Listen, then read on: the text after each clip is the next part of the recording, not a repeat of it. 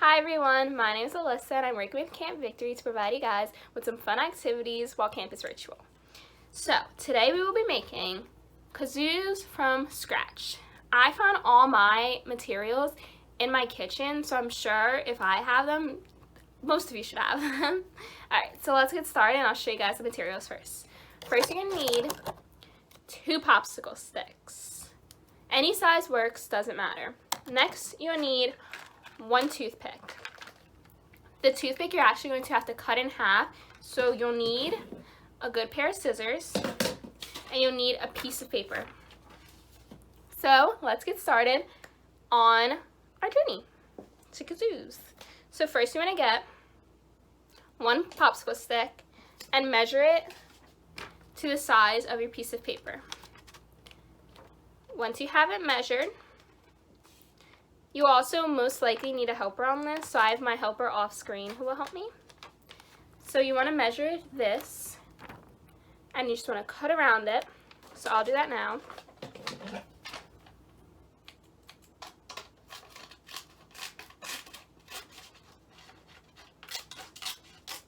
Make sure to be careful. Okay.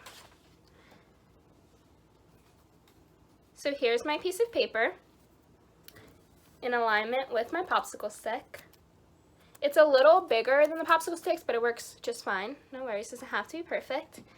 Then you want to get your other popsicle stick and sandwich the paper inside. So it should look just like this. Your paper's inside. Okay. Next you want to get your helper, and the helper is going to hold one end of the popsicle stick for you. Thank you. Then you want to get your string. I forgot to mention this in the materials, but you also need string, but you can use yarn or rubber bands. Both work the same. Then you want to tie, just give me a little bit, thank you. Then you just want to tie the end of one side first. This is possible to do by yourself, but I do suggest a helper. It takes a little longer if you don't have a helper. So you just want to keep tying it around and knotting it. I think mine is good. Okay, thank you. So I have one end tied. So you want to put your kazoo down, for your popsicle sticks down for now, and you want to get 1 toothpick and your pair of scissors. You want to cut your toothpick in half. This you may need a helper for because it can be a little tough. I struggle with it myself. I just got it. So you want to take 1/2 of your popsicle stick, of your toothpick, excuse me, and you're going to put it between, you can slide it in, put it in, just like this, slide it in, and this one is going to go under the piece of paper. So now it's like this, where it kind of looks like a clamp. Okay, so once you get that underneath the paper, I'll show you guys closer. Okay, next you want to have your helper again, and now your helper is going to hold the tied end. You want to get your string again, and now you want to tie the other end.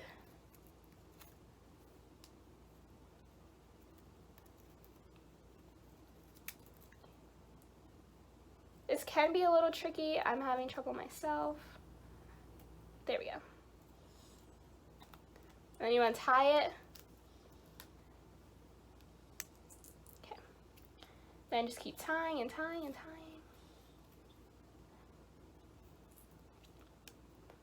I usually do 3 times around and just knot it every time I do another loop.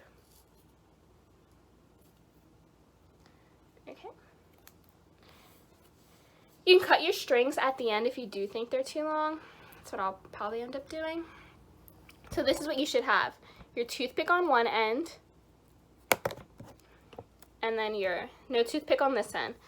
But now we're going to go put the toothpick in, and this toothpick is under the piece of paper. For your second toothpick, you want to put it over the piece of paper. So what you do, you just slide it in. Go like that. Make sure your string is tight. And then, if you play, you should have your kazoo. And that is how you make a kazoo from anything you can find in your kitchen. Bye everyone, I hope you liked my activity, and I hope you guys send in pictures. We'll love to see them. Bye! Hi everyone, my name's Lindsay. Today I'm going to be showing you how to make a gratitude tree as a mindfulness activity. So what is gratitude? Gratitude, or being grateful, means that you're thankful for something.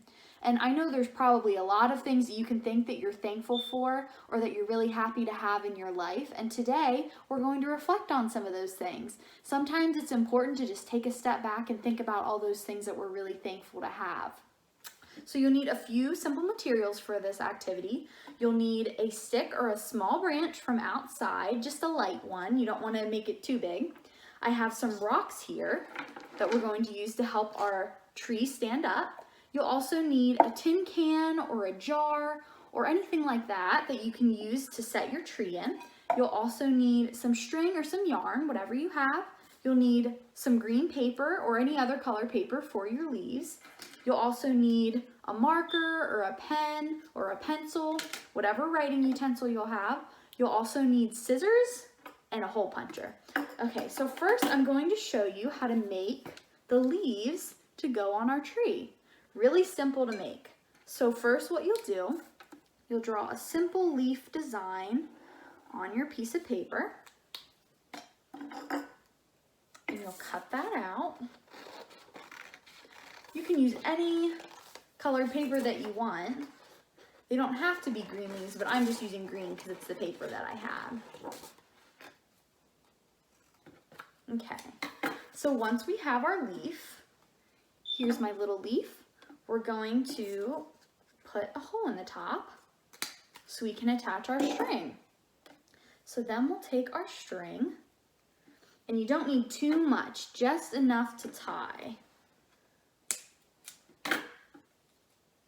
So then we're going to thread the string through the hole and make a little knot. If you want to ask somebody else maybe in your house to help you make the tie if you're having trouble, that would be great. Okay, so now here's our little leaf. So as you can see, I've made tons of leaves here to put on my tree. So as you can see, as I showed you earlier, I painted the outside of my tin can. If you don't have a tin can, like I said earlier, you can use a jar or maybe a plastic water bottle. You could also cut the top off and then use that as well. So we're going to start out by putting a few rocks in the bottom. And then stick our tree in and put rocks around it to make it stand up straight. If you can't find rocks, you might also be able to use sand or anything else that you can get to make your tree stand straight up. And there's our little tree. So now I'm going to write some things on these leaves that I'm grateful for. I'm going to start out by writing that I'm really grateful for my family. My family's very important to me, and they support me through everything. So I'm going to write that I'm thankful for them. I'm going to hang it on my tree.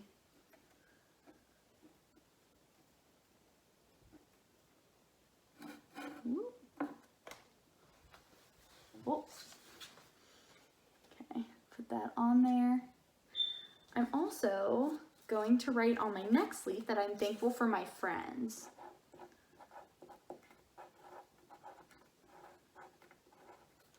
So there I'll write that I'm thankful for my friends and put it on the tree. I am also very thankful for nature and being able to go outside. During quarantine and while we've been home this time, all through the last couple months, I'm sure hopefully you've been able to get outside too and not stay cooped up inside all the time. I'm also very thankful for art. So I'm gonna write that down. I love to paint and be creative. I also draw, and that's always a fun thing to do. So I'm gonna put that I'm thankful for art. I'm also thankful for the beach. I wonder if any of you have ever been to the beach, or maybe a lake, or on some sort of vacation. I was just at the beach last week and it was a lot of fun. So we're gonna put that there. And then I'm also going to write that I'm thankful for French fries because French fries are my favorite food. And I wonder what your favorite food is.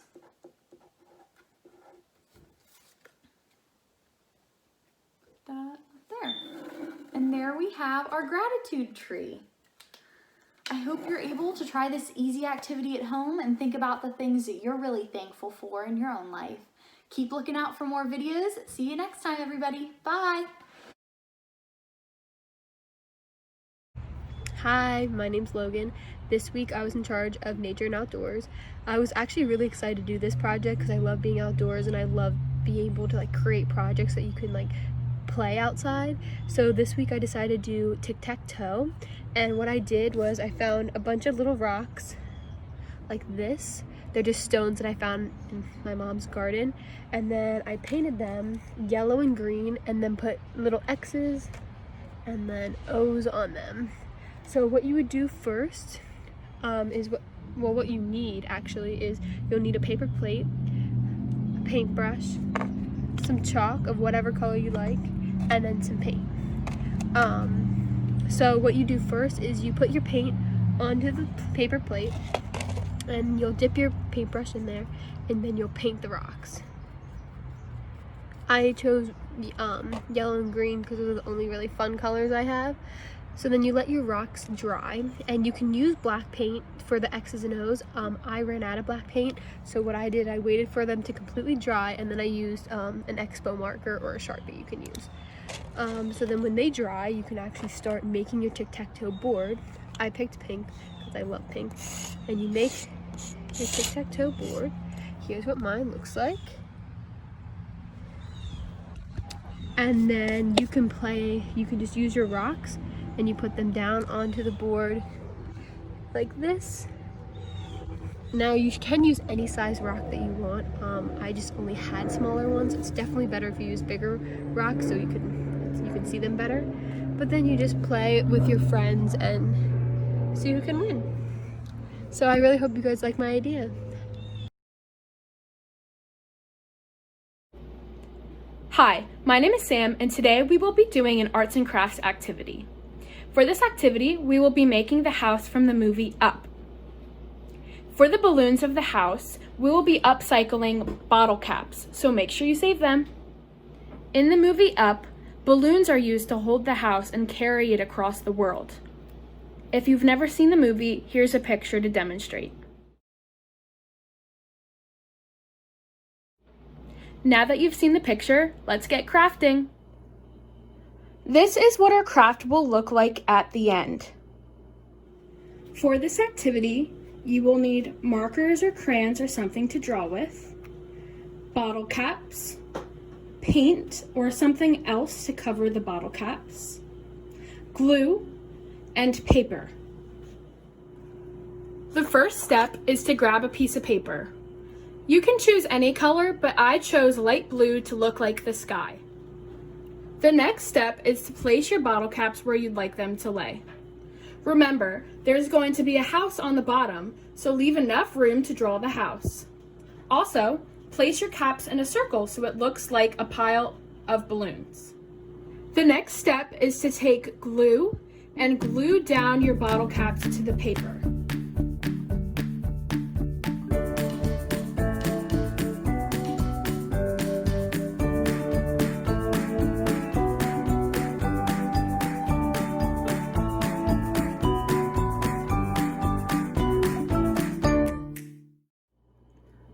Once you have all of the caps glued down to the paper, you will want to grab either paint or something else to color the caps in.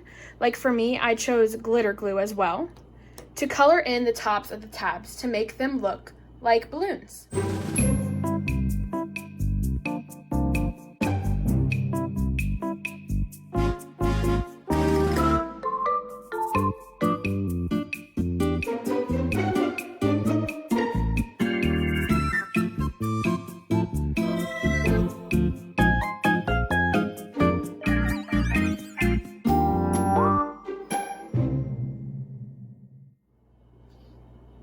Once you have your balloons glued and painted the way you'd like, you will next need crayons and markers to draw the strings of the balloons and the house.